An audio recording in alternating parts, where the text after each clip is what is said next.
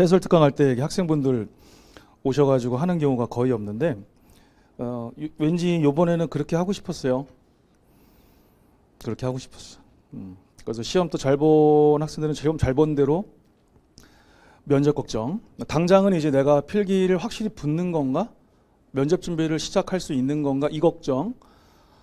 그 다음에 확실한 경우에는 이제 면접을 어떻게 준비해야 되는가에 대한 또 걱정. 그리고 확실하게 이번 시험은 내가 안 된 것 같다. 그런 경우에는 이제 또 할까? 말까? 이 걱정. 그런 식인데 제가 그걸 잘 알기 때문에 그래서 가끔 이렇게 해설 특강 할 때 인원 정해가지고 인원이 너무 많으면 대화를 또 할 수가 없어서 그래서 인원을 정해서 대화할 수 있을 정도의 그런 규모로 상담을 좀 해줍니다. 상담을 다 해주고 오늘 해설은 지난번에 보호직 때 해설 때하고 좀 다릅니다. 지난번에 보호직은 제가 상세하게 공부 가르치듯이 했죠. 왜냐하면 6월에 사회복지직 시험을 볼 학생들이 그 해설 특강을 잘 듣는 거가 너무 중요한 공부기 때문에 그리고 열심히 들을 거기 때문에 근데 오늘 해설은 물론 문제가 너무 쉬운 것도 있는데 어쨌든 간에 그럴 의미가 없다. 지금은 이미 시험 잘 본 사람들은 공부 안 하겠죠. 또 시험 못 본 사람들 역시 공부 안 해요. 똑같아. 지금 공부 안 하는 시기야. 그래서 지금은 이렇게 많은 그런 뭐 공부 가르치듯 그런 해설은 하지 않고요. 어차피 이런 해설 강의는 뭐 많고 그 중에서 제가 열심히 설명하는 게 있으면 그것만 골라서 쉴 때 들어도 되는 거라서 오늘은 그렇게는 하지 않겠습니다. 그 대신에 여러분들이 지금 궁금해하는 거, 그 궁금해하는 거를 제가 안내도 해드리고 또 이번에 또 우리 제자들 중에는 100점 받은 학생들이 좀 많이 나왔네요. 100점만 잘 본 거냐? 아니에요. 한두 개 틀도 잘 본 거고 뭐 서너 개 틀도 잘 본 건데 평균 점수를 가지고 필기 커트라인을 정하는 거니까. 다만 제가 필기 커트라인에다가 목표를 삼으면 안 된다. 1배수 이내로 목표로 삼아야 된다. 항상 강조해 왔죠. 그래서 지금 또 벌써 뭐 서울시 또 다른 지역 제자들이 저가 몇 점인데 뭐 어디에 예측을 올렸더니 뭐 480점이 있어요. 우리도 있어. 그 학생이 우리 학생인지 모르겠어요. 여기 있더라고. 480점. 근데 그 학생은 괴물이야. 알았어? 내가 지난번에 보호직 설명회 할 때도 얘기했다고. 합격한 사람 중에서 가장 낮은 사람이 컷이고 합격한 사람 중에서 가장 높은 사람도 있을 거 아니에요. 근데 그 갭은 어마어마하다니까. 여러분들의 목표는 전국 수석이 아니었잖아요. 근데 왜 거기다가 목표를 갑자기 삼아? 이상한 거지. 그래서 1배수 이내면은 전국 수석이나 똑같은 거예요. 그렇지? 1배수 이내면 면접장 가가지고 큰 실수하지 않고 면접관들에게 나의 정신 상태나 사회성이 이상한 사람으로 보이지 않고 그러지 않으면 똑같은 거거든요. 나중에 발령 날 때 1지망으로 가느냐 2지망 3지망 지금 뭐 발령 지금 중요하지 않잖아요. 자, 그래서 오늘은 좀 다른 해설 특강이 될 것 같습니다. 그래서 제가 이제 총평 해설인데 제가 등자를 처음 붙였거든요. 거기에 이제 향후 주요 일정이 있어요. 그래서 여러분들이 궁금해하는 거기 때문에 안내를 좀 드릴 거고 또 100점 받으신 분들이 합격 수기를 기분 좋게 올려주셨는데 공유도 하고 그렇게 이제 할 생각입니다. 총평인데요. 일단 전체적으로 평이했고 그 평이했기 때문에 사회복지학 개론을 몇 번째로 풀었는지 모르지만 각자 차이가 있을 수 있죠. 어쨌든 시간을 아끼는데 상당한 도움을 줬을 것 같고 무엇보다도 제가 깜짝 놀란 게 1번부터 12번까지 있죠. 와 너무 쉬운데 또 단답형은 또 이렇게 많아? 게다가 1번이 답이고 막 이제 그런 경우도 있고 그래서 너무 난도가 낮아가지고 그냥 초스피드예요.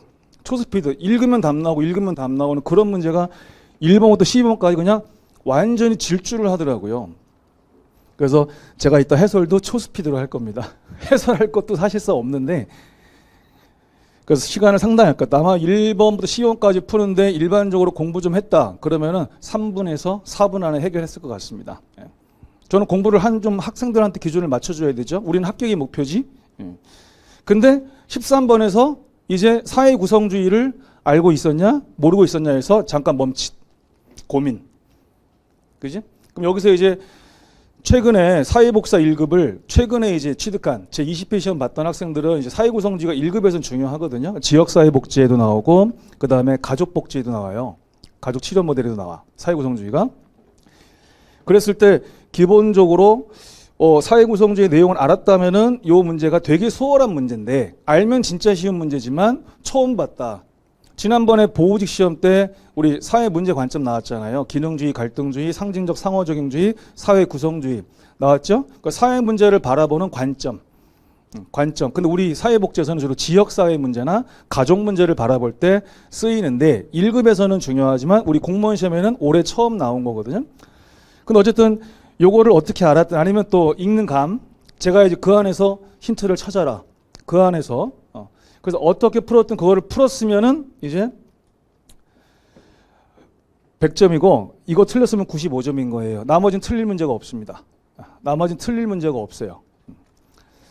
자, 그 다음에 또 이번에 재밌었던 게 제가 이제 이론 수업부터 마지막 수업 때까지 계속해서 법령 꿀팁을 가르쳐 주죠. 제가 알려드리는 법령 꿀팁.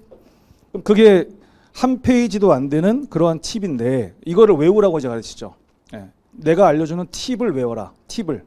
그래서 읽었을 때 이런 경우는 얘가 틀릴 수밖에 없다. 이런 경우 얘는 무조건 옳은 문장이다. 부터 해서 다양하게.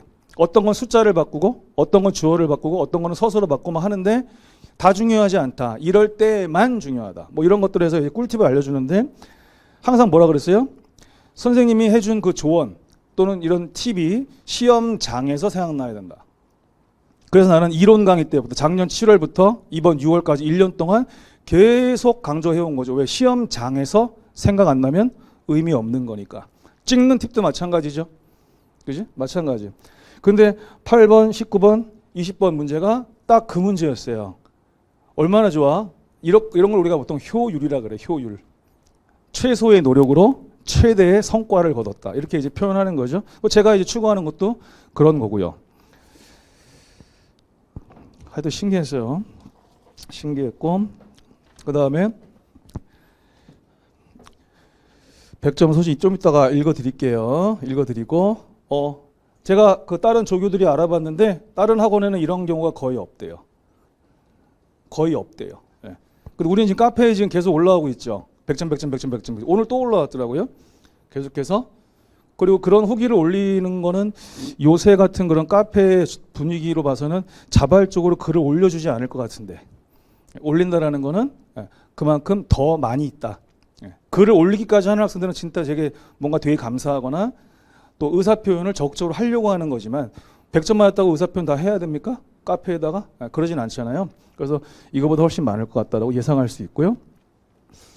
그 다음에 85점 이상이면은 그래도 이 정도면 잘했어. 고득점이라고 할 수 있는데 이건 제가 이제 하향 평준화를 고려해 준 거죠. 하향 평준화 고려해 준 건데 자, 후회하는 것 중에서 이 정도면은 그래도 괜찮게 본 거지만 고득점이지만 후회되는 한두 문제가 있다라는 거예요.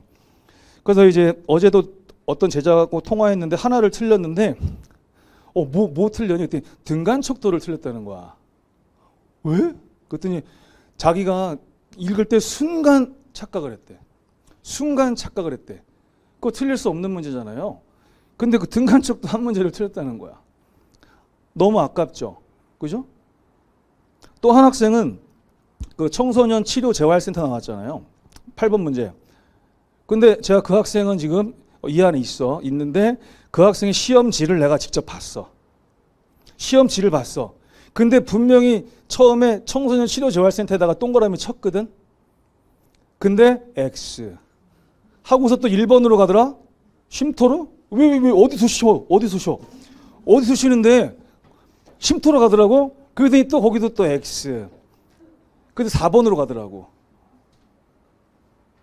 시험 문제 치료, 재활 다 나와 있는데 선생님의 이 꿀팁을 안 믿은 거지. 그지? 꿀팁을 안 믿은 거잖아.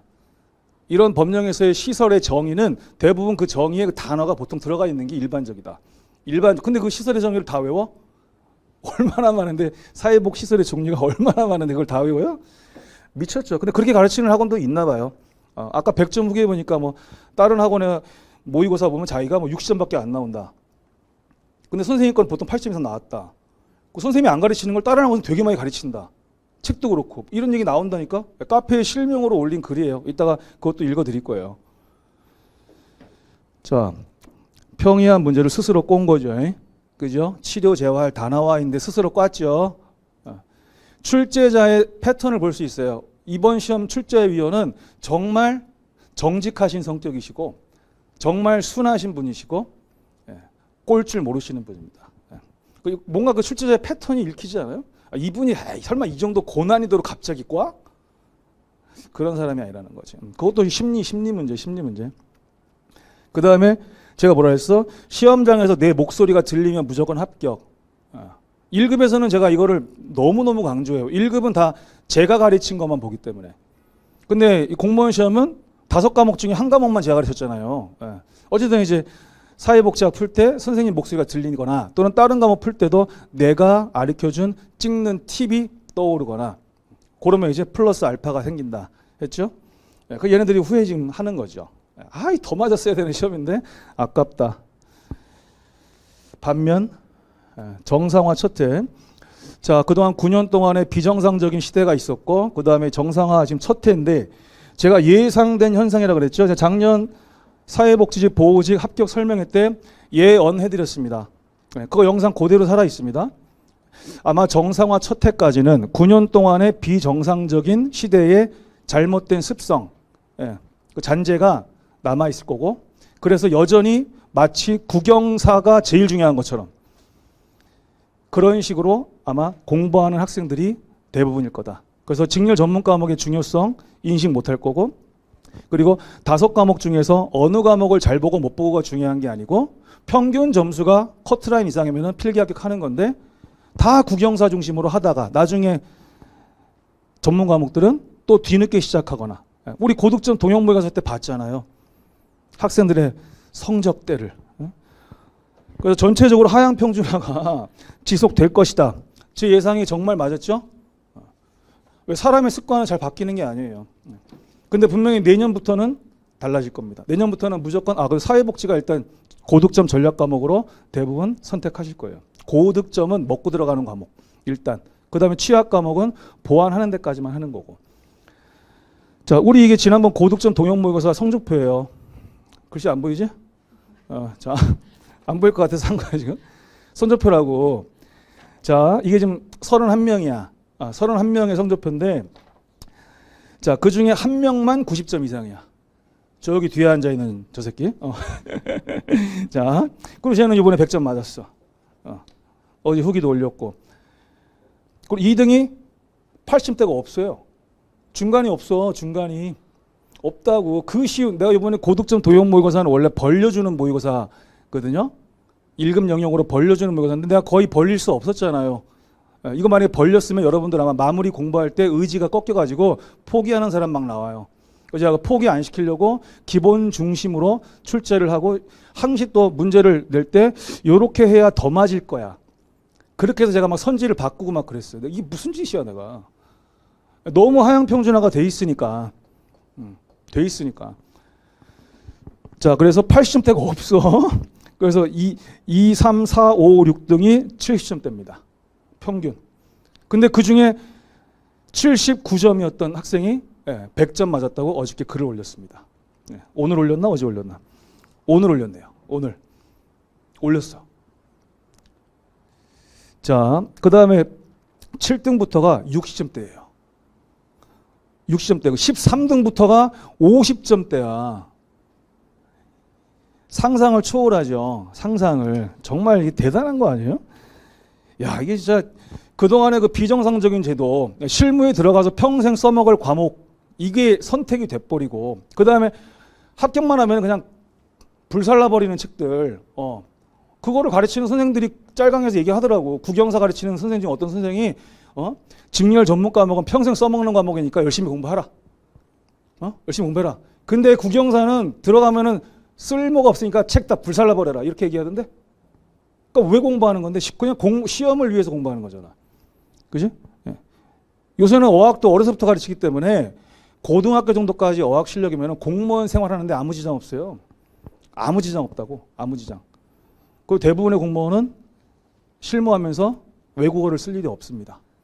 없어요. 몇십 년을 근무해도 외국어를 쓸 일이 없는 공무원이 절대 다수로 많습니다. 절대 다수로. 그 외국어는 그 외국어를 써야만 되는 그 공무원들 있죠. 외교관부터 시작해가지고 그 사람들만 외국어 공부하면 되는 거거든. 근데 학생들한테 고통만 주고 실제 들어가면 다 까먹고 그런 공부를 한단 말이지. 자, 그래서 제가 이제 시험 전에 문풀반, 자, 시험 전 문풀반이에요. 요번으로 치면 고득점 동영모의고사 같은 거죠. 그 수강생들의 실력 차이를 제가 객관적으로 이제 데이터를 분석해 봤는데, 그러니까 비정상화가 시작되기 이전, 그러니까 2012년까지. 물론 비정상화 시작되고 나서 몇 년 동안에는 사회복지가 제일 중요했어요. 학생들한테. 자, 그랬을 때 이 비정상화 시작 이전에는 보통 이 클래스에서 50% 이상이 평균 80 이상이었어요. 80 이상. 50% 이상이, 예를 들어서 뭐 수강생이 200명이었다. 그럼 100명 이상은 평균 80 이상이라고. 문풀반에서. 왜 사회복지는 당연히 고득점 받아야 되는 과목이니까. 근데 지금 여러분 아까 현실 봤죠? 예. 지금 내가 어저께 통계를 오히려 완화시켜서 썼네. 내가 50% 이상이 60점 이하가 아니고 50점 이하야. 50점 이하. 아씨, 카페 글 다시 써야 되네. 예. 절반 이상이 평균 50점 이하라고. 내가 문제를 어렵게 냈냐고. 더 놀라운 사실.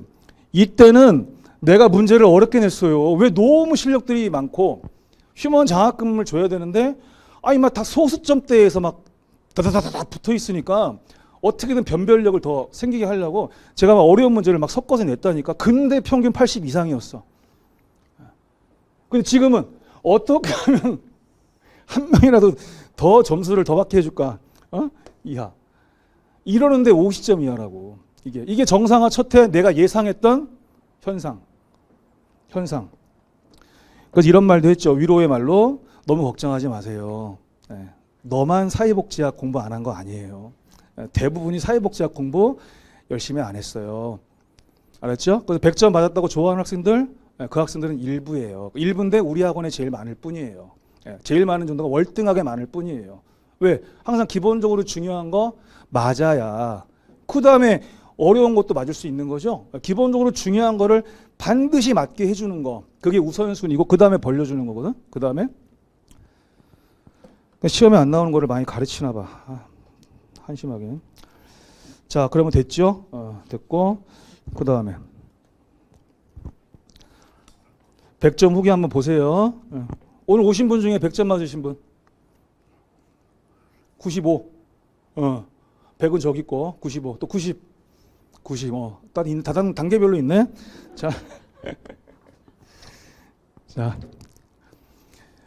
정말 쉬웠어요. 2011년 하반기 때 5과목이 다 쉬웠다 그랬죠. 대규모 공채 첫 해.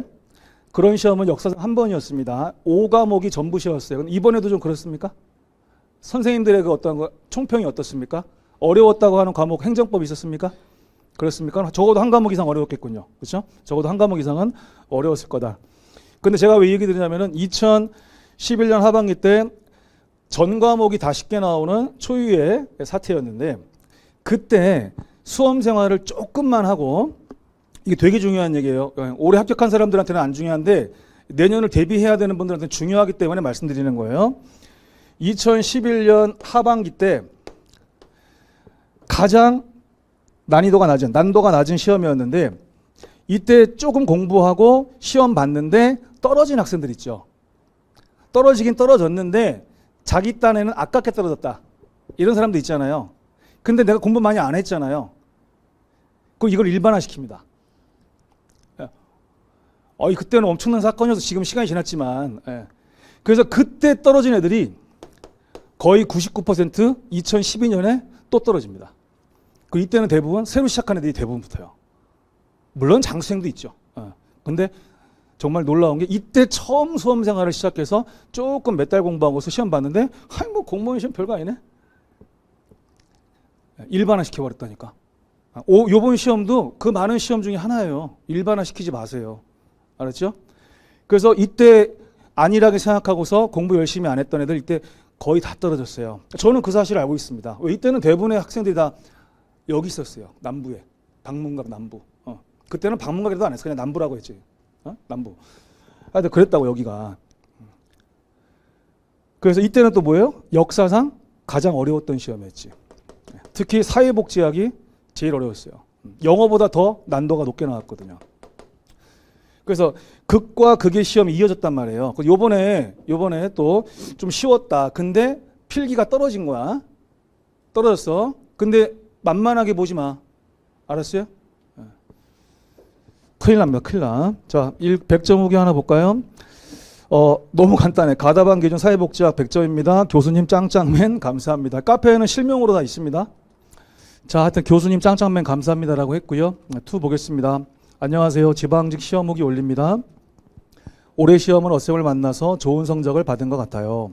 국가직 시험 볼 때도 옆에 사람이 어쌤 핵심 요약노트 보고 있는 거 보고 반가웠는데 이번 지방직에도 옆에 분이 어쌤 핵심 요약노트 보고 있더라고요. 역시 하고 뭐 느낌표 한 7개 해주셨고 가채점 결과 지방직 사복 100점 맞았습니다. 일단 국가직에서 사복 80점 맞아서 속상했었는데 지방직에서 다시 좋은 점수 받아서 기쁩니다. 이때 80점 받고 저한테 혼났어요. 국가직 시험도 그랬지만 이번 지방직 문제들도 선생님이 강조하시는 부분에서 거의 나와서 다시 한번 선생님 말씀의 중요성을 깨달았습니다. 선생님 말씀 의 아닙니까? 국어 몇 점 맞았니? 자, 제가 이거를 뭐 그대로 복사해서 옮겼기 때문에 저는 지방직 시험 문제들이 OX 모의고사나 동영 모의고사에서 봤던 느낌이 많이 나더라고요. 그래서 좋은 점수 받지 않았나 생각합니다. 작년 기본 이론 수업부터 마지막 수업까지 딱 1년 됐더라고요. 7월부터 6월 딱 1년 됐어요. 어쌤만 믿고 따라갔습니다. 선생님 감사합니다. 그래서 이 친구는 지금 1급도 제가 권유해서 1급도 이제 합격을 했고요. 보호직도 합격을 했고요. 글쎄요, 제가 한번 봤을 때는 사회복지직도 합격하지 않을까 이렇게 생각하고 있습니다. 매년 저 만나서 이렇게 또 좋은 일들이 많이 생기는 학생들 보면서 저도 매년 기쁩니다.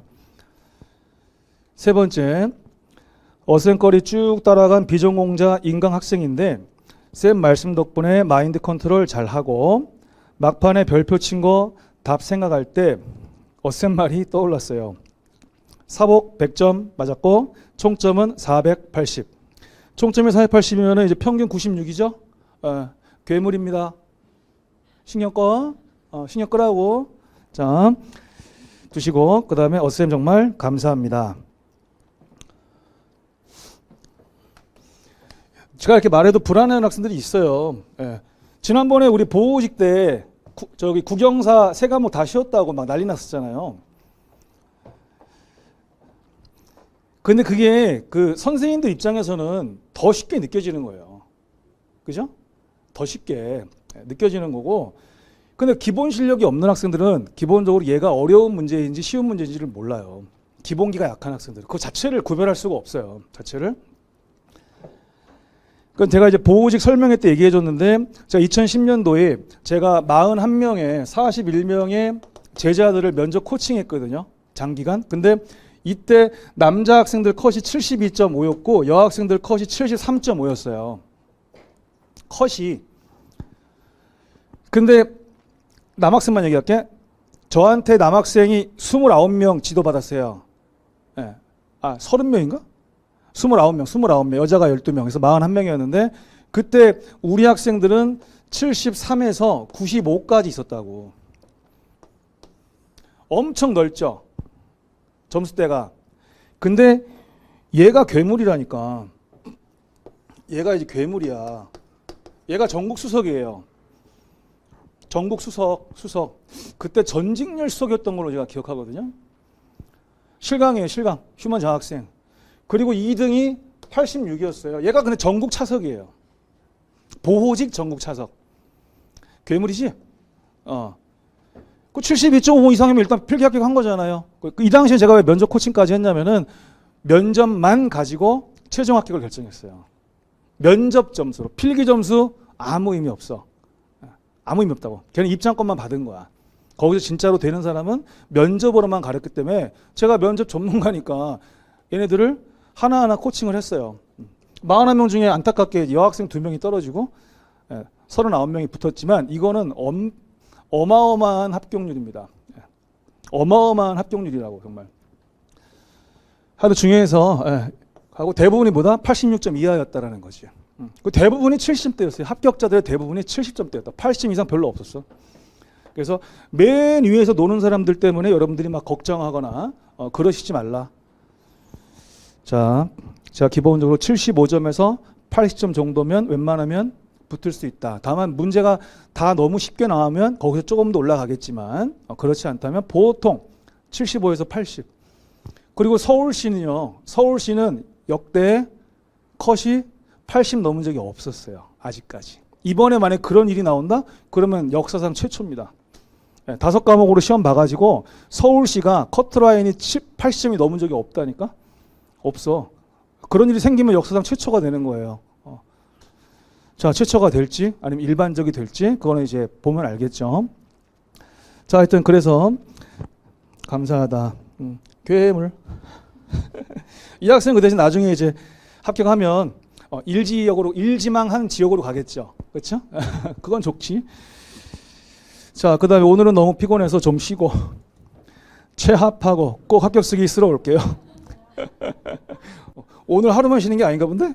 체합할 때까지 시간 많이 남았는데? 그래서 온답니다. 아마 저하고 면접을 같이 할 생각은 없나 보네요. 자, 사회복지직 준비하시는 분들 어센커리만 믿고 따라가시면 됩니다. 진심 어쌤 정말 감사했고 또 감사합니다. 네 번째. 자, 안녕하세요 선생님. 저는 인강으로 공부했던 수험생입니다. 댓글은 처음 남겨보네요. 이건 댓글로 남겼어요. 1년 공부하면서 사복은 선생님만 믿고 그냥 하라는 대로만 했는데 처음 보는 시험에서 사회복지 100점을 맞았습니다. 선생님 모의고사 풀면서 점수가 안 나올 때마다 멘탈적으로 힘들기도 했지만 그래도 그 과정 덕분에 좋은 결과를 얻을 수 있었던 것 같아요. 정말 감사드립니다. 라고 했고요.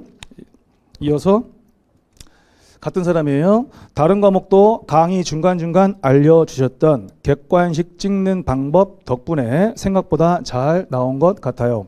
인강을 들었어서 선생님을 실제로 뵌 적은 없지만 감사함을 정말 표현하고 싶어서 이렇게 댓글 남깁니다. 라고 했습니다. 그 다음에 오늘 프린트 하나 드린 거 있죠. 합격 수기 5, 6. 요건 길어서 제가 PPT에 안 넣었습니다. 길어가지고 한 페이지씩 돼가지고 자, 의미 있는 얘기가 있기 때문에 같이 읽어드릴 거예요. 자, 5번째 100점 후기인데 자, 안녕하세요 교수님. 저는 지방에서 인강 듣는 학생입니다. 저 일냈어요. 일냈어요.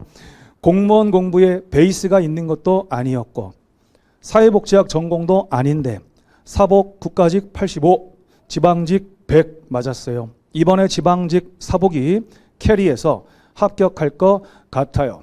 신조어도 같이 쓰고 있죠. 그만큼 사회복지가 중요한 역할을 해 주었다. 그 얘기죠.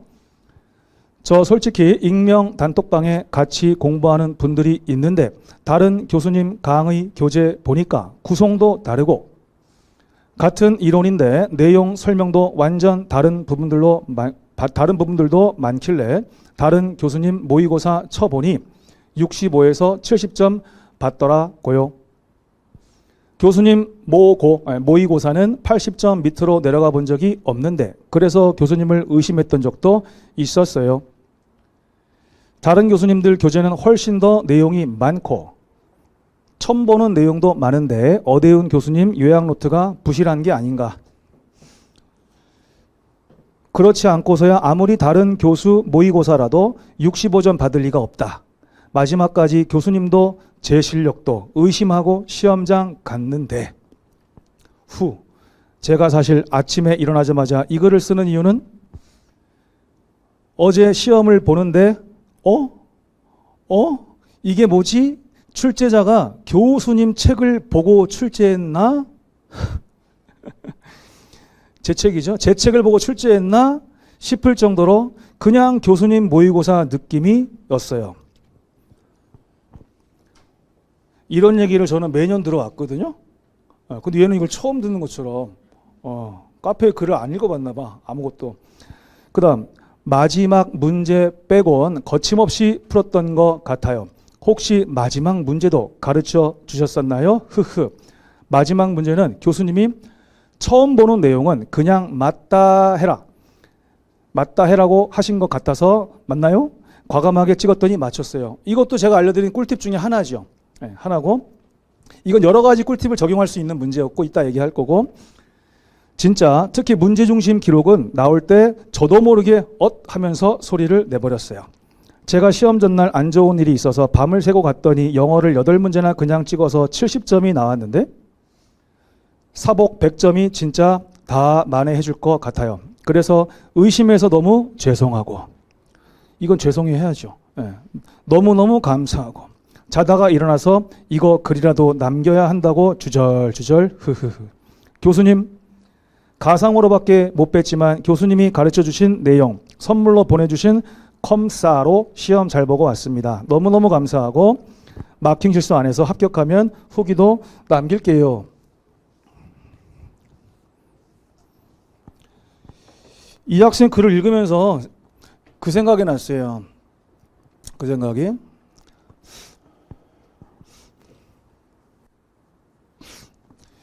이게 대형 언론이 있잖아요. 네, 대형 언론. 그리고 아주 작은 것도 있겠죠. 엄청나게 많겠죠. 근데 얘네들은 주로 거짓 보도를 해요. 근데 얘네들은 주로 진실 보도를 합니다. 근데 중요한 건 사람들은 주로 이거를 봐요. 그럼 자기가 보는 거 믿죠. 그죠? 내가 저 정보가 진짜 정보인지 만들어진 정보인지 알 수 없죠. 국민들이 그걸 어떻게 바빠 죽겠는데 그걸 따지겠어요. 근데 지금 이제 방문가를 하고 제가 지금 몸담고 있는 이 학원이 대형 학원이 아니야. 물론 대형인데 더 대형들이 있어서 다른 거 예전하고 달라진 거죠. 그래서 예전에는 사회복지직 모의고사를 보면 제 사회복지직 모의고사를 보면요 보통 1000명 이상이 봤어요. 실강으로 1000명 이상이 봤다고. 무슨 얘기인지 이해가 되지? 그리고 대부분의 학생들 보통 합격자들의 적게는 65, 많게는 85%가 다 제 수업을 듣고 공무원 됐어요. 다. 그 통계가 돼 있다니까? 했다고. 그러니까 대부분 그 진실 보도를 들었겠지? 내가 진실이잖아. 내가. 요번에 그 생계급여 뭐 부양의무자 기준 뭐 폐지 갖고도 진짜 웃기지도 않잖아. 그거 다 대형 학원에서 나온 말이야. 전부 다 대형 학원에서. 예. 근데 보통 그걸 믿지. 학생들은 막 고민 상담하죠. 우리 학원 선생님은 이렇게 가르쳤다. 근데 선생님께서 이렇게 얘기하시니까 혼동스럽다. 근데 진실을 밝히려고 시험 전에 불안해하니까 카페에 글도 올렸잖아요. 또 그리고 또 현직들이 또 광분해가지고 막 댓글 쓰죠. 현직들이 광분해갖고 막 댓글 쓰잖아요. 하지만 그 읽은 사람 몇 명이나 돼, 그지? 1000명도 안 되잖아. 그걸 읽은 사람. 얘네들이 앞만 떠들어도 그걸 읽은 사람이 별로 없는데 뭐 어떡하라고. 그래서 이 학생의 글을 보면서 난 이런 걸 좀 느꼈어. 이런 걸. 그래서 상황이 좀 그렇다 느꼈어. 그래서 우리 요새는 그런 것도 많이 하잖아. 여론을 조사해야 돼. 여론조사기관은 여론을 조사해야 되거든. 근데 최근에는 여론을 조장합니다. 또는 조작합니다. 이런 여론조사들이 늘고 있잖아요, 지금. 근데 정말 이게 의식을 가지고 쳐다보지 않으면, 그 표집이 어떻게 이런 거 모르면은 다 속아 넘어갑니다. 학원 가도 그래요. 학원 가도. 광고 많이 하는 학원이 좋은 학원인 줄 아는데, 아니야, 선생이 좋은 학원이 좋은 학원. 난 그렇게 생각해요. 그래서 우리 학원 여기 방문각 그 회장님, 원장님께서는 교육자세요. 교육자세요. 돌아가신 우리 아버지랑 나이가 같아. 나이가 엄청 많으세요. 엄청 많으시다고 진짜로. 엄청 연로하신 분인데 그분이 서울대 사범대 나오신 분이에요. 교육자십니다. 교육자. 여기가 교육자야, 교육자. 다른 학원 대부분 다 경영 전문가들이에요. 경영. 우리 학원은 교육 전문가고. 그 교육 마인드가 저하고 너무 잘 맞습니다. 그래서 서로 존경합니다. 회장님도 저를 존경하시고 저도 회장님 존경하고 교육 마인드가 좋아서. 자, 그래서 광고빨 믿지 말자. 자, 그 다음에 6번째 보세요. 6번째. 오늘 이런 거 하러 왔어요. 뭐 문제 해설하는 거 오늘 중요하지 않아? 해설을 해드릴 거지만 별로 중요하지 않다고. 자, 100점 후기 6번째입니다. 안녕하세요. 저는 쭉 인강으로 선생님 강의를 듣다가 마지막 고득점 모의고사를 실강으로 들었던 학생입니다. 인강 쭉 갔다가 마지막만 실강으로 들었대요. 우선 선생님 감사합니다. 다다다다다다. 이번 시험 100점 받았어. 요요요요요. 선생님 덕분에 사회복지 덕분에 높은 점수로 합격할 것 같습니다. 사회복지는 100점 받고 싶은 마음에 시험 전날까지 손에서 놓지 않았어요. 그리고 시험 보는 당일 선생님께서 예상 문제라고 집어주셨던 문제가 나와 속으로 우와 선생님 감사합니다라고 생각하면서 아주 빠르게 문제를 풀었어요. 또 헷갈리는 문제가 있었는데 선생님께서 사회복지는 질문을 잘 읽으면 정답이 보인다고 말씀해 주셨던 걸 기억해 정답을 체크했다. 제 말이 기억났죠? 이게 중요한 거예요. 제 목소리가 들리는 게 중요한 거라고. 그리고 마지막 문제도 선생님께서 알려주신 방법대로 찍었더니 또 맞았답니다. 말을 잘 들었네. 자, 그 다음 마지막 강의 날 떨리는 마음으로 선생님께 사인 받고 부적처럼 시험장에 들고 가 좋은 기운으로 시험을 더 잘 볼 수 있었던 것 같습니다. 선생님 정말 감사드리고 절대 잊지 못할 것 같습니다. 마지막으로 사회복지 준비하시는 분들 꼭 선생님 말씀대로 잘 믿고 잘 따라가면 무조건 100점 받으실 수 있습니다. 그리고 실강 무조건 추천입니다. 인강으로 들어도 좋지만 실강으로 선생님을 직접 뵙고 수업을 들으니 더 집중되고 중간중간 해주시는 좋은 말씀들을 마음으로 느낄 수 있어 정말 좋았습니다. 선생님 정말 감사드리고 좋은 기운으로 최합까지 하고 후기 남길게요. 그때 우리 마지막 강의 끝나고 나서 갑자기 저한테 이렇게 사인해달라고 나오신 분들이 여러 분 계셔서 제가 누군지 지금 얼굴은 생각이 안 나거든요. 안 나는데 하여튼 그분의 고득점 동형 모의고사 평균 점수는 79점이었습니다. 근데 실제 시험에서는 지금 100점을 받으신 거죠. 그만큼 이거는 평이했다라는 걸 증명해 주는 거예요. 증명해 주는 거. 자, 이건 뭐 제가 여러 번 사례를 얘기했으니까 됐습니다. 여러분들이 궁금해하는 안내를 좀 하겠습니다.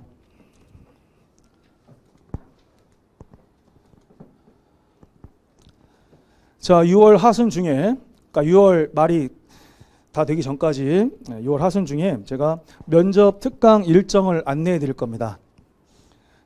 지방직은 시험 일정이 필기 시험 날짜만 같고 그 이후의 일정은 지방들이 다 달라요. 다 다릅니다. 그래서 제가 적당한 시기에 날짜를 잡고 제가 안내를 해드립니다. 안내를 그렇게 해드릴 거고, 그래서 그 서울이나 경기가 이제 전체의 절반 이상 차지할 정도로 인구가 엄청 많거든요. 채용 인원이. 그래서 보통 그 지역이 발표나기 전에 보통 합니다. 그래서 이제 면접 특강 겸 사전 준비 특강을 병행하고 있어요. 그러니까 사전 준비라는 건 본격적으로 면접을 준비하기 전에 나 혼자 뭔가를 하고 있어야 되는 거. 되게 중요한 게 많아요. 뭐 정보 찾고 이런 게 중요한 이런 거보다도 더 중요한 게 많아. 시각적이고 청각적이고 그 다음에 표현적인 건데 이게 많습니다. 그래서 어쨌든 일정을 제가 짜서 보통 특강을 하면은 짧으면 이틀, 길면 3일을 해요. 보통 하루에 4시간에서 5시간씩 그렇게 특강을 이제 하거든요. 그리고 이제 그거를 또 촬영해서 온라인으로도 보통은 일정 기간 온라인으로도 판매를 하고 있습니다. 이건 아직 결정을 안 했어요. 나중에 제가 말씀을 드릴 겁니다. 그냥 실강으로만 할지 온라인도 할지 이건 나중에 결정해서 말씀드릴 거고요. 특강을 하게 되면 아마 7월 중순에 할 가능성이 현재로서는 제일 많습니다. 7월 중순이면 11일부터 20일 사이죠. 많은데 제가 날짜를 잘 보고서 판단하겠습니다. 잘 보고서 판단하겠습니다. 자, 그 다음에 사회복지직은 제가 면접 코칭도 하고 있는데 보통은 특강만 들어도 여기서 제가 강조해 주는 내용, 여기서 또 제가 공부 가르치듯이 또 면접에서 제가 엄청 반복 강조하는 게 있어요. 그것만 안 까먹으면 돼요. 필기시험도 안 까먹으면 지금 100점 맞는 거잖아요. 그것처럼 면접도 마찬가지예요. 제가 계속 강조하는 게 있는데 그것만 잘 갖고 가면 굳이 저한테 코칭까지 안 받아도 됩니다. 알았죠? 굳이. 주로 코칭을 받는 학생들은 뭐 면접에 대한 불안감보다는 그냥 저하고 추억을 만들고 싶어서, 사회복지직은 그래요. 경찰 애들은 붙고 싶어서, 어떻게든 붙고 싶어서고, 사회복지 애들은 쌤하고 추억을 만들고 인연을 만들고 싶어서 그런 학생들이 더 많더라고. 자, 그래서 어쨌든 당연히 전문가가 직접 코칭을 해주면 다르겠죠? 다르겠지? 다를 건데 중요한 건 특강만 가지고 스스로 해도 굳이 스터디 안 해도 괜찮아요. 스터디를 꼭 해야 되는 거 아니에요. 스터디를 했을 때 또 다른 또 면접 특강을 듣고 다른 면접 특강, 그러면 또 정보가 또 엇갈리기 시작해요. 그러면 또 중심을 잃어버립니다. 필기도 마찬가지였잖아요. 아까 필기도 마찬가지였잖아요. 그렇죠? 그래서 필기든 면접이든 제 말을 믿으면 된다.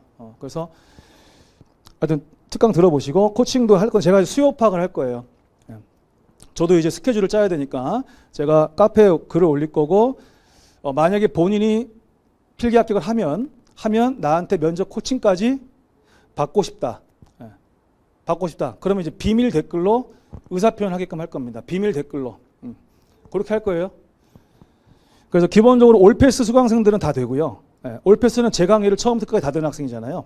되고 그 다음에 5과목에서 제가 가르치는 커리큘럼에서 5가지 이상의 수업을 들은 학생들만 신청을 받을 건데 그 학생들이 몇 명 정도 되는지 내가 몰라요. 내가 모르기 때문에 수요 파악을 할 겁니다. 너무 많을 경우에는 이제 또 저도 고려를 해야 되는 게 있어서 자, 하여튼 그렇게 하겠습니다.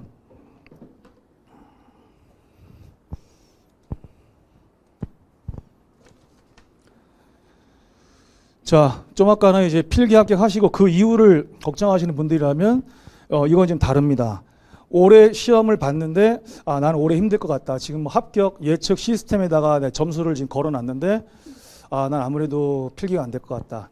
또 이미 벌써 과락이 나온 과목이 있다면 게임 끝난 거고 이미 평균 점수가 너무 낮다. 너무 낮다. 그러면은 힘들겠죠? 그러면 제가 왜 이 얘기를 먼저 하냐면 뭐 제가 이번에 또 특별한 프로그램을 지금 준비하고 있고 뭐 또 20주년이니까 또 이벤트도 엄청 크게 하고 뭐 그런데 제가 이거를 강조하는 이유가 뭐냐면 내년이 너무 금방 온다라는 거예요. 금방 온다. 그래서 지금 이미 거의 불합격이 확실하거나 아니면 이제 뭐 시작하는 분들도 있겠죠. 시작하는 분들은 시작하니까 그냥 하면 되고, 근데 재시생, 삼시생 이런 분들은 계속해서 장수생으로 가는 이유가 있어요. 어떤 핑계를 대서든 한동안 공부를 안 합니다. 경제적 이유든 어떤 이유든지 간에 안 해요.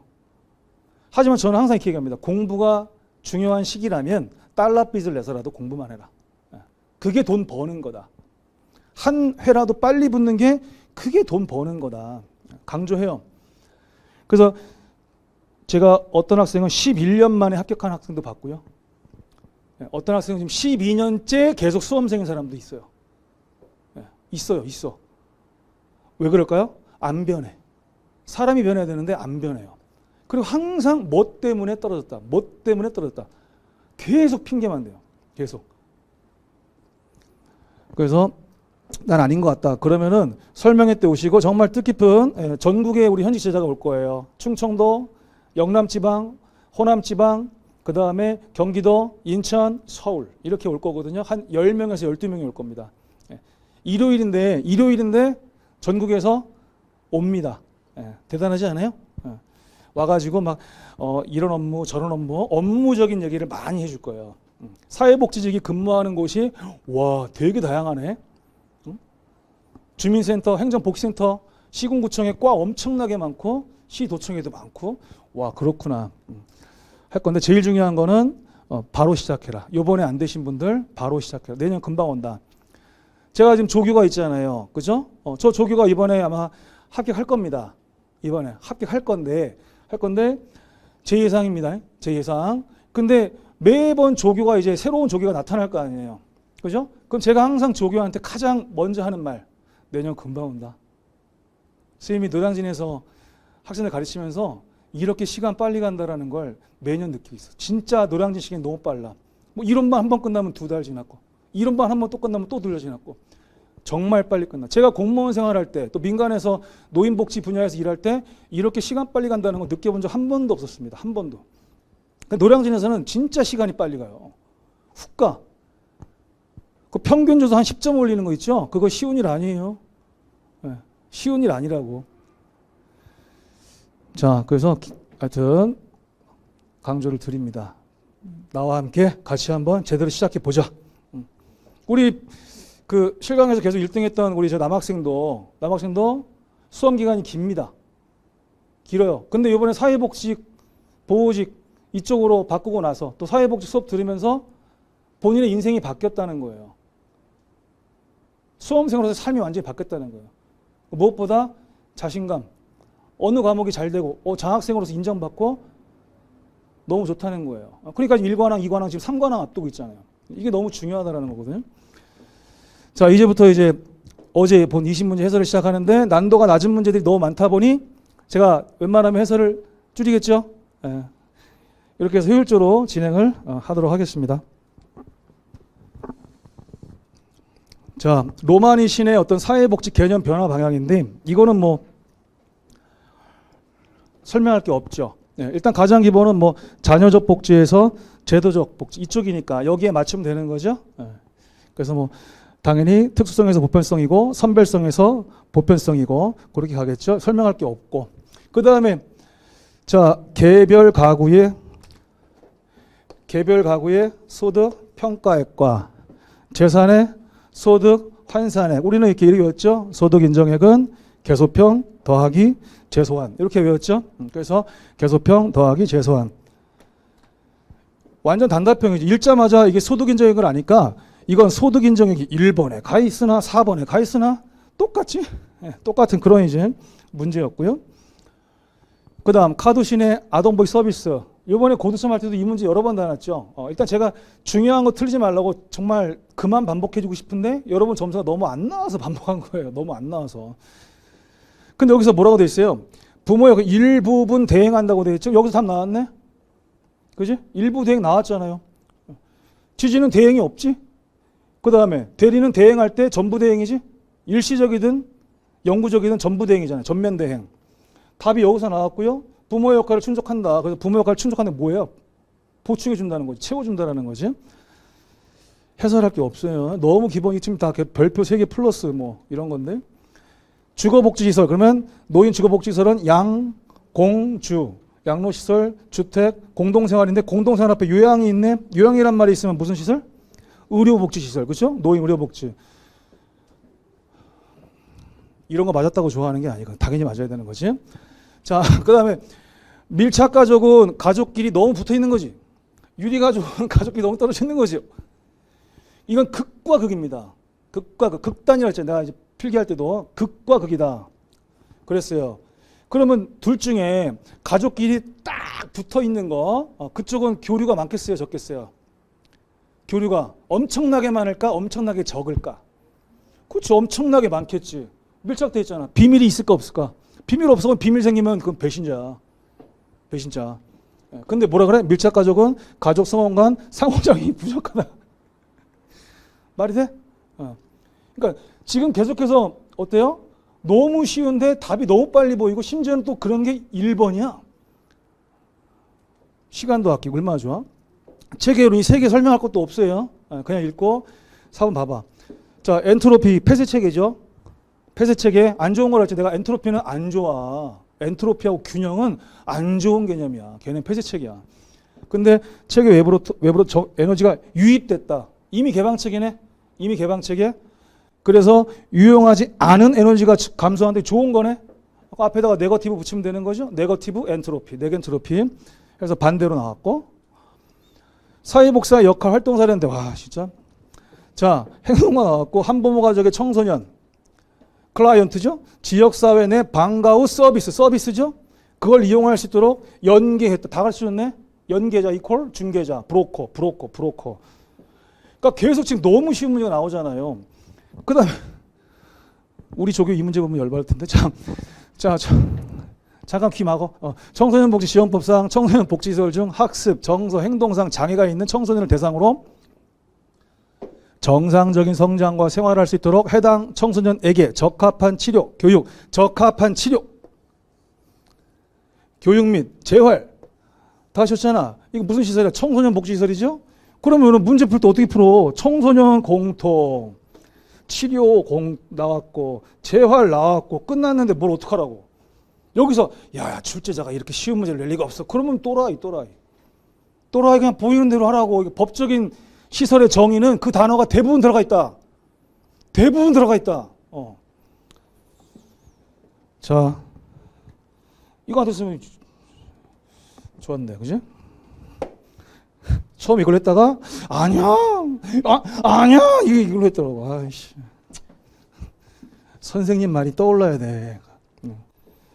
선생님의 조언이 떠올라야 시험을 잘 본다니까. 아동복지 제도인데 너무 쉽게 나왔잖아요. 여기 어디 갔어? 일을 붙였네, 그지? 일을 빼야죠. 7세 미만에서 8세 미만으로 확대됐죠? 너무 쉽게. 이런 거는 뭐 기본적으로 다 아는 내용이잖아요. 온 국민이 아는 내용 아니에요? 온 국민?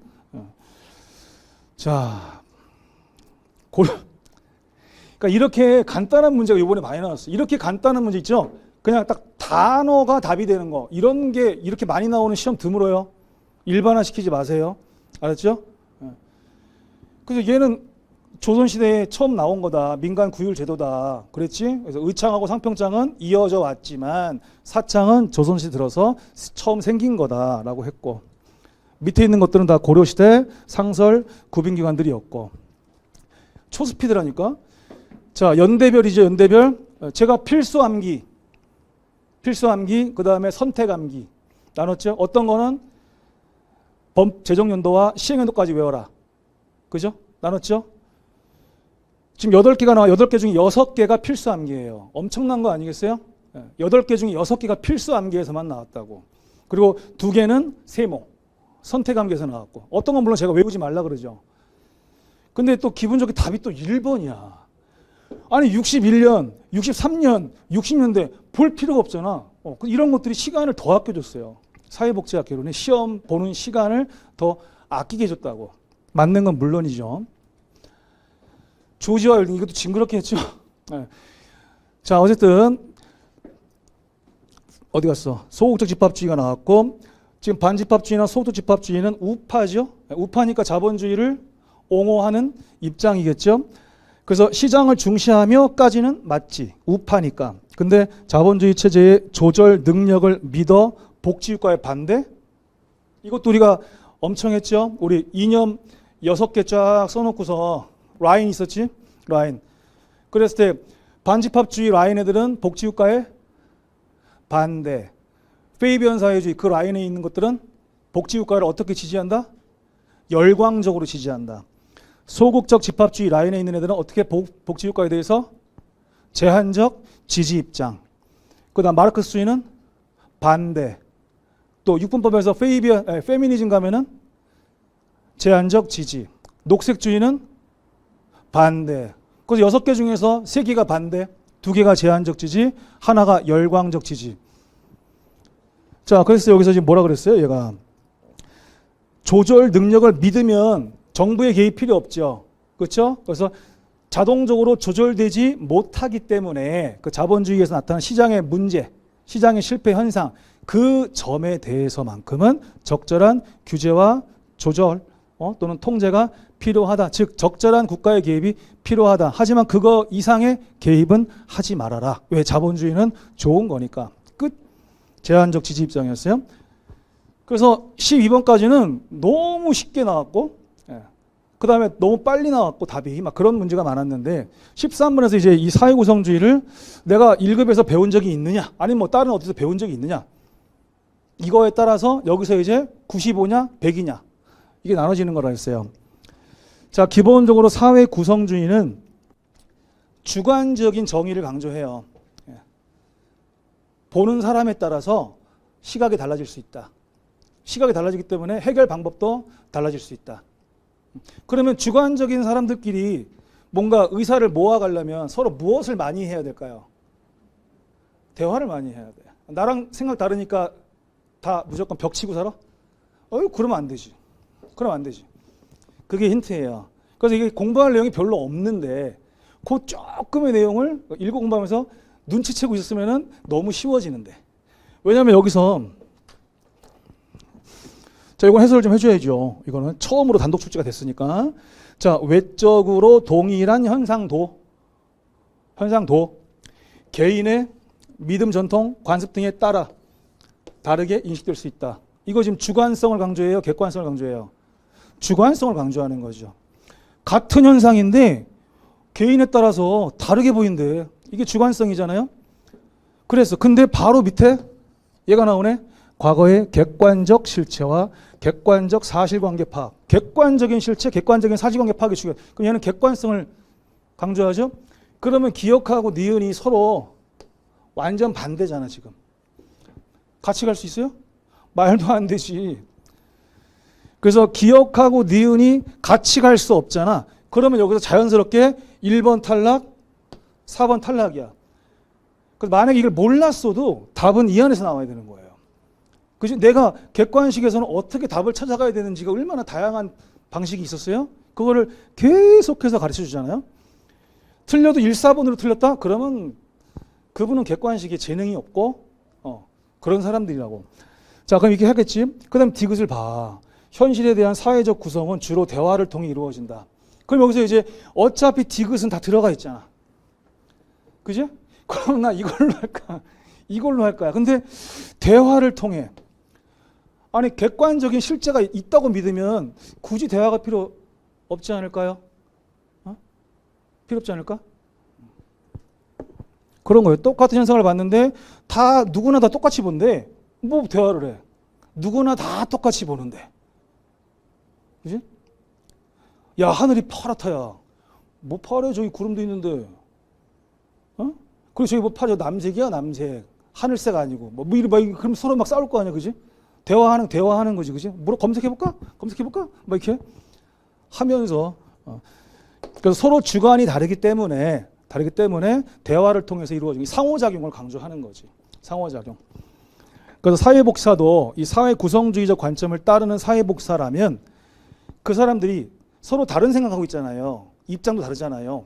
그렇지? 서로 생각하는 것도 다르죠. 그래서 그 사람들이 스스로 대화를 통해서 스스로 이해를 해나갈 수 있게끔 분위기를 만들어주는 게 중요하다. 우리 가족치료 모델에서는 해결 중심 있죠. 해결 중심. 거기하고 이야기 치료라는 게 있거든. 거기에서 이 사회 구성주의 관점을 따릅니다. 거기에서. 자, 그래서 요거 하나 했어요. 요거 하나, 요게 기억하고 이제 디귿 요거였고, 어쨌든 올해 시험에서 보호직 시험에 처음 사회 구성주의란 단어가 처음 나왔고, 그 다음에 바로 사회복식 시험에서 단독 출제가 처음 됐다. 자, 이게 또 일회성일지 아니면은 앞으로도 영향을 줄지는 제가 또 판단하겠습니다. 14번 등간촉도. 자, 비수량적이니까 양적입니까? 질적입니까? 질적이죠. 비수량이잖아요. 그러면 질적이라는 거라는 거죠. 그 다음 상호 베타성인데 상호 베타성은 모든 척도 구성의 기본 원리라 그랬어요. 그죠? 제가 이제 명목을 가르칠 때 성별, 그러면 남성, 여성, 남성을 1이라 하고 여성을 2라 하자. 그때 그 숫자는 양적인 의미가 없다. 그냥 범주를 구분만 해주는 거다. 귀하가 가장 좋아하는 계절은 1, 봄, 2, 여름, 3, 가을, 4, 겨울. 근데 거기에 붙은 1, 2, 3, 4가 무슨 뭐 양적인 의미가 있어요? 그냥 계절을 구분만 해주고 있죠. 범주 구분. 상호 베타적인 건 기본이고 다른 데도 마찬가지인데 여기서 나뉜 거죠. 그렇죠? 질적인 부분에서. 그럼 이게 명목이라는 거지. 자, 속성들 간에 간, 등 간. 항상 얘가 그 안에서 단어를 자꾸 봐라. 그 거리를 일정한 간격이 같겠네. 그죠? 5m든 그지? 간격이 같겠네.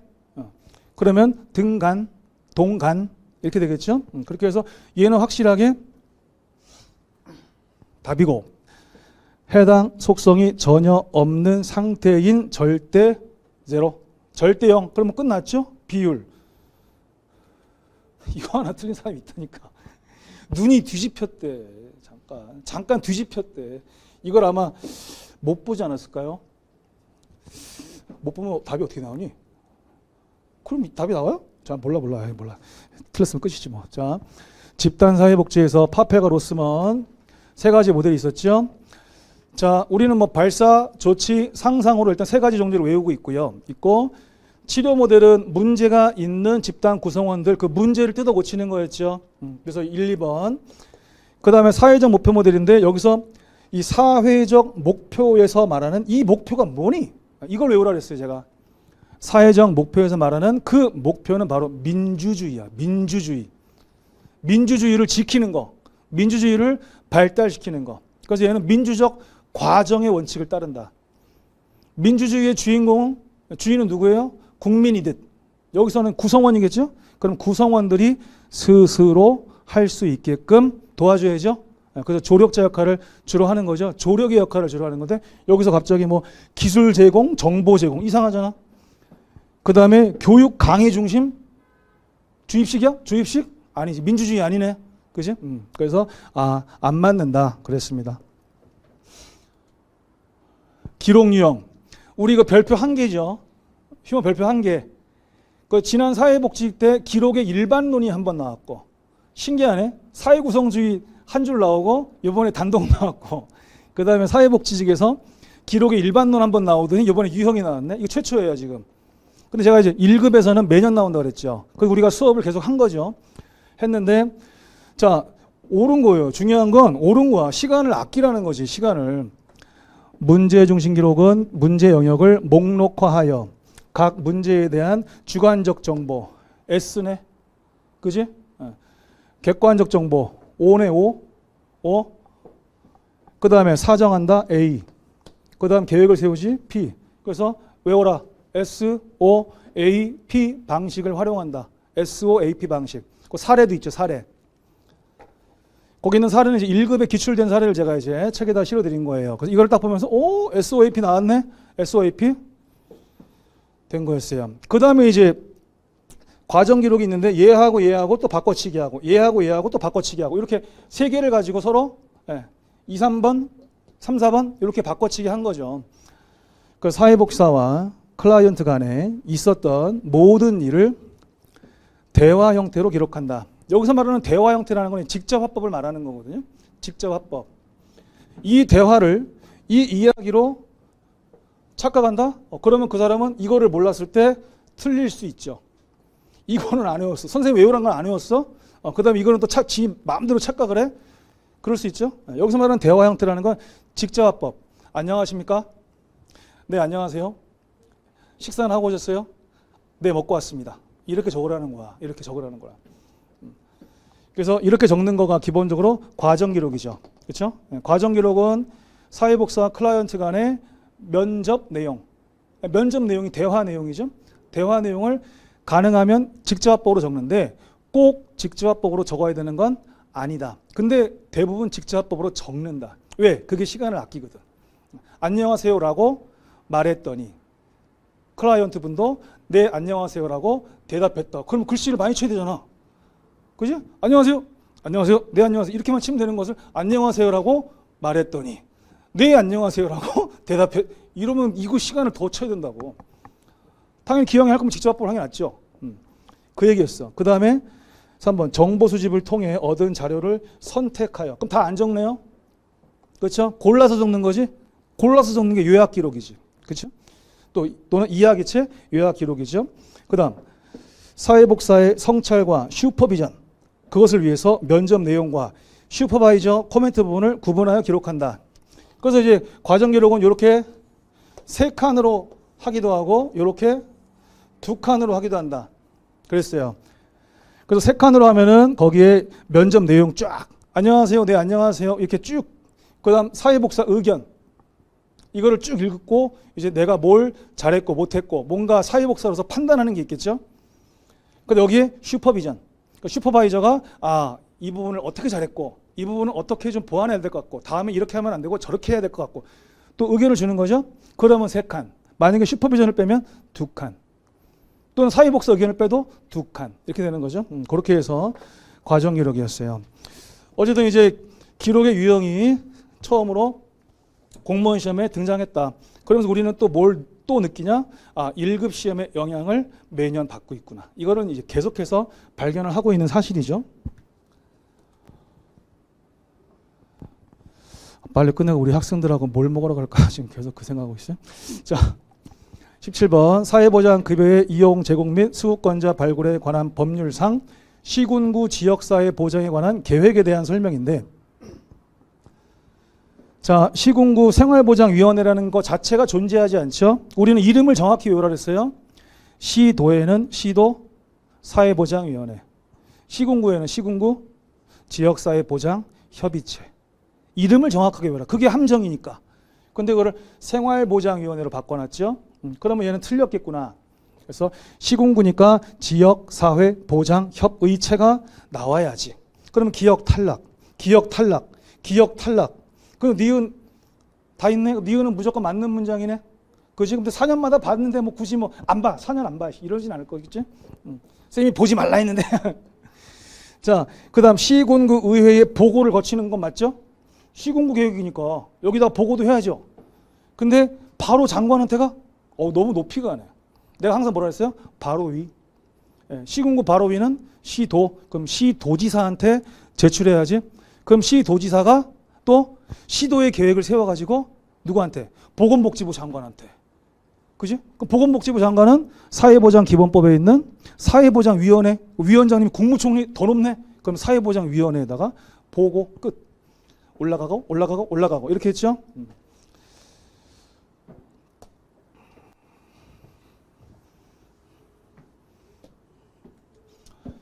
자, 기초연금법상 이 문제가 제일 웃겼어요. 기초연금법상 기초연금이라고 해놓고 국민연금의 급여 유형 중 하나. 이게 너무 웃기지 않아? 아니 여기다 기초연금법상 기초연금이라고 해놓고 국민연금의 급여 유형 중 하나. 너무 웃기지 않아요? 그래서 이 출제위원께서는 제가 봤을 때 정말 품성이 착하시고 여리시면서 별로 그렇게 노력도 안 하시는 것 같아요. 별로 노력도 안 하시는 것 같아요. 내가 부러운 성격이네요. 자, 해설 필요 없죠? 우리 국민연금 뭐 급여 유형 다 외우고 있잖아요. 윤호반장 사망, 노장이 연금을 반환한 사유, 뭐 이것도 다 알고 있고. 자, 틀릴 수가 없어. 틀릴 수가. 사회보장급여법이 2문제 나온 것도 특이하죠. 되게 특이한 거예요. 되게. 근데 여기서 재밌는 게 뭐냐면 여기서 이렇게 이거에서 시군구 지역사회보장협의체가 이건 문제잖아요.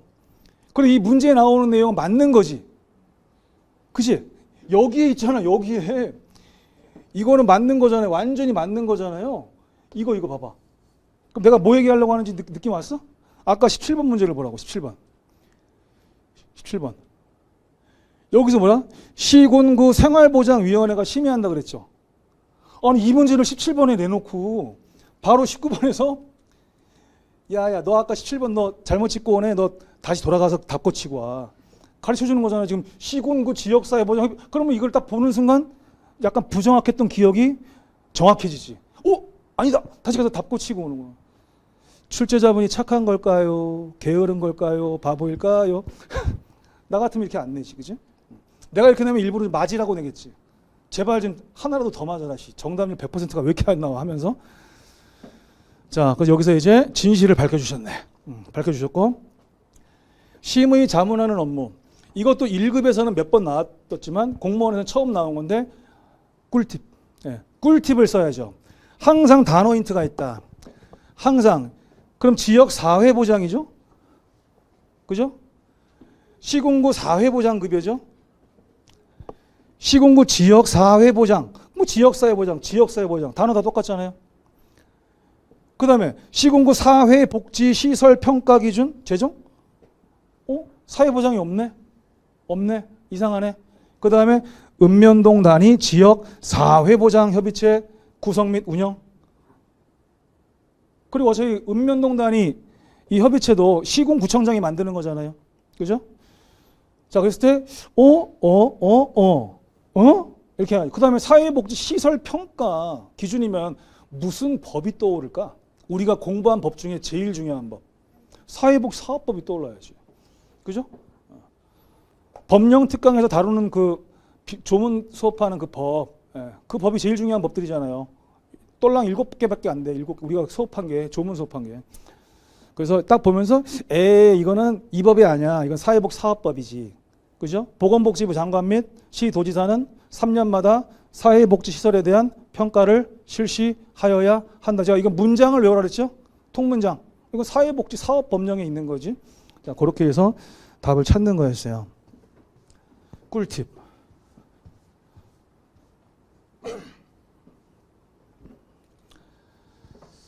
자, 라스트. 사회복지법인 및 사회복지시설 재무회계 규칙. 이것도 처음 나온 거예요. 공무원 시험이 처음 나온 거예요. 이거는 1급에서 한 2, 3년에 한 문제 정도 나와요. 1급에서 2, 3년에 한 문제 정도. 근데 1급 시험에서는 얘가 어렵게 나오는 경우가 많아요. 막 한 20개의 종류가 있어. 거기에 포함되지 않는 것을. 돌아버린다, 1급은. 근데 1급은 그런 문제 포기해도 돼. 포기해도 돼. 200개 다 안 맞아도 된다고.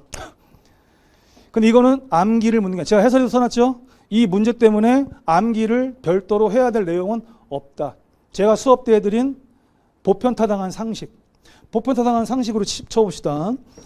사회복지시설 거주자가 받은 개인 결연 후원금은 당해인이 정신질환으로 인해 관리 능력이 없을 경우. 정신질환이면은 이런 분들은 기본적으로 우리가 자기 결정권도 존중해 드릴 수가 없죠. 그죠? 근데 이분이 어디 계시다고요? 시설에 계시잖아. 시설. 그럴 경우 사회복지시설의 장이 관리할 수 있다. 또 게다가 할 수 있다. 유연하잖아. 그죠? 상식적이죠. 그래서 당연히 맞겠지. 그지? 이거 외우는 게 이걸 어떻게 뭐하러 외워요? 상식이지. 그 다음 연 1회 이상 해당 후원금의 수입 및 사용 내용을 후원금을 낸 법인단체 또는 개인에게 통보한다. 당연히 알려줘야죠. 그죠? 이런 건 의무겠죠. 의무겠죠. 내가 기부를 했어. 그럼 거기서 기부 받은 쪽에서 이렇게 몇 월 며칠 얼마를 저희에게 기부하셨습니다. 라고 알려줘야죠. 이것도 상식이죠. 자, 여기서 또 자기 스스로 깠으면 연 3회 이상 아니야? 연 2회 이상 아니야? 분기별 아니야? 알아서 그거 하시다가 틀리시고. 자, 그 다음 후원금의 수입 및 지출을 세입, 세출 예산으로 편성하여 사용한다. 그렇죠. 제가 수업할 때 그랬어요. 우리가 예산은 민간에서 사회복지법인 시설에는 예산이 몇 가지가 있다. 보조금 예산, 후원금 예산, 수익사업, 수익금이죠. 이런 예산이 있고 또 시설이면 법인 전입금도 있다. 그리고 그러한 것 중에서 목적 외의 용도로 썼을 때 가장 무거운 발을 받는 것은 뭐를 딴 데 썼을 때? 보조금이다. 그렇죠. 후원금이나 수익금은 처벌이 좀 약하고 보조금은 처벌이 세다. 여기까지 공부했죠? 그럼 당연히 후원금도 예산에 편성하는 거야, 안 하는 거야? 당연히 해야지. 투명하게 해야 되는 거죠. 이걸 우리가 예산 총계주의라고 해요. 다 세출, 세입 예산에 다 포함시켜라. 빼먹지 말아라. 돈 세탁하지 말아라. 이렇게 한다고. 그래서 이게 다 맞는 거죠. 하지만 이것 때문에 외울 게 없어. 우리가 배웠던 그 보편타당한 상식. 그리고 처음에 나오는 생소한 내용이 있어. 있는데 조합형으로 나와. 그러면 다 맞는 걸로 가는 게 확률이 매우 높다. 매우 높다. 아마 아까 그 100점 받은 친구가 마지막 문제도 그 얘기 맞는 거 기억했네. 그지? 다 맞는 걸로 가라. 이런 경우일 때 했어요. 없죠?